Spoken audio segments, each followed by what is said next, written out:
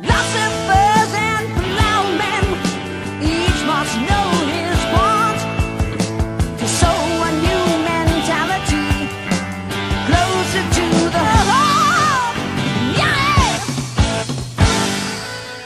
This is David Morgan with the 10 rules for silver investing. Rule 5, do not get a raw deal from your dealer. Because of the specialized nature of the physical metals markets, selection of a well-established dealer with a quality reputation is essential. A good dealer will provide timely execution of your trades at fair prices with reasonable fees. Note that the lowest price is not necessarily the best price.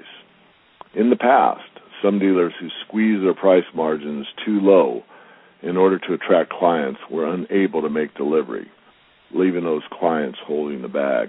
I'm going to digress here slightly and talk about one that I'm very familiar with. It was called IGBE, International Gold Bullion Exchange.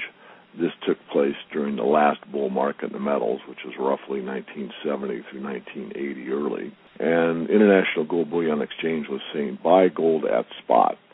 And they ran full-page ads in major newspapers like the New York Times, San Francisco Chronicle, LA Times, that type of thing. Full-page ads, buy gold at spot.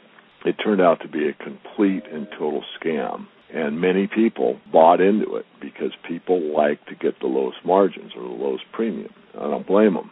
But there isn't anyone that can buy gold at spot, to my knowledge, in the retail market and even in the wholesale market.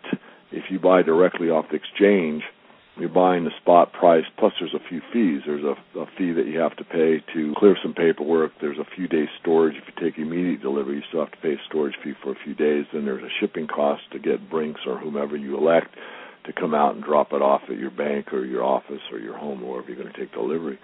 So just be careful. I'm not saying you have to pay a huge premium. I'm just saying that if it sounds too good to be true, it probably is. Rule 6, what's yours is yours, so keep it that way. While it's wise to keep some of your silver where you can get it easily, it's also important to keep the bulk of your metal in a safe place, especially as your holdings increase. However, if you establish an account with a brokerage warehouse or other public storage facility, you should make sure that your holdings are kept segregated and that you can inspect them when you wish. I don't want to go into every definition here on allocated, unallocated, and segregated, but you can look it up on the internet. Let me just say that segregated means that what you own is segregated from everything else, and you'll get back exactly what you put in, if it's truly a segregated account. So as a quick example, if I sent in 2 silver bars and 4 gold Krugerrands, and for whatever reason I decided to put big X's with a nail into my 4 Krugs. When I got my 4 Krugs back, there would be those exact same Krugerrands and those exact same bars. That's a segregated account. An allocated account isn't as well defined. It means that the metal that you put in, you'll get back the equivalent. So if you put in a 100-ounce bar, you'll get back a 100-ounce bar. If you put in a 1-ounce Krug, you'd probably get a 1-ounce Krug, but it might not be the exact one you put in there.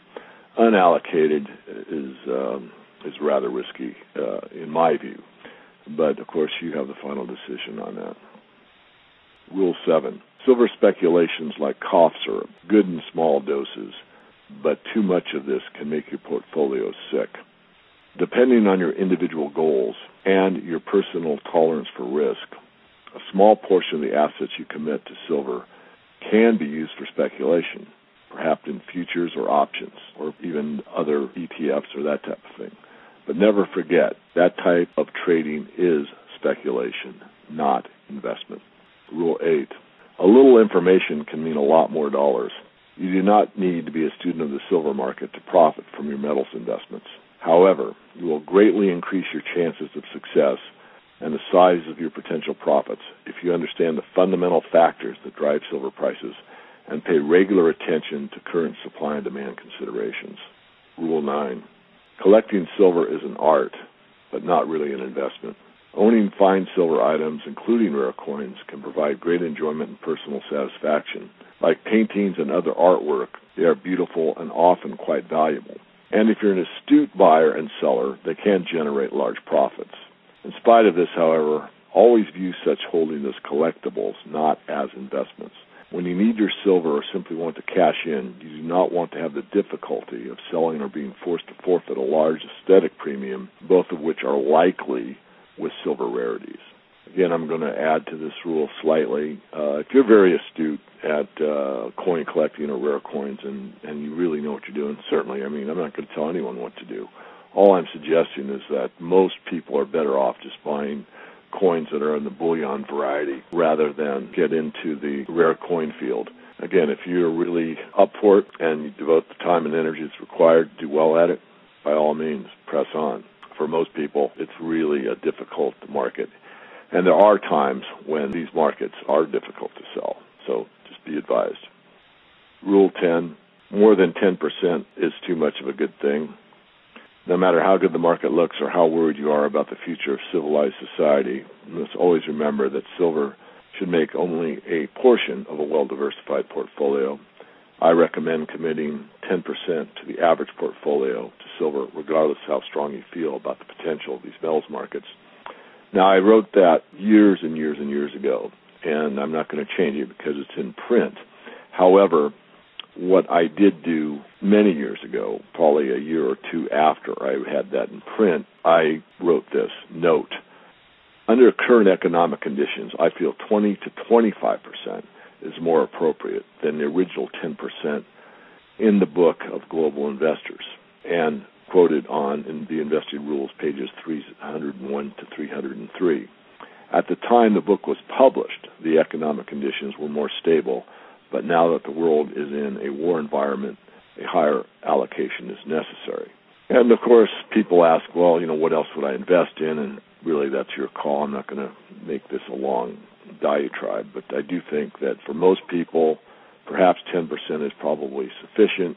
If you really understand what's going on and you're willing to set aside more because of your belief system, which is similar to mine, then 20 to 25% probably makes more sense. But again, that's your call.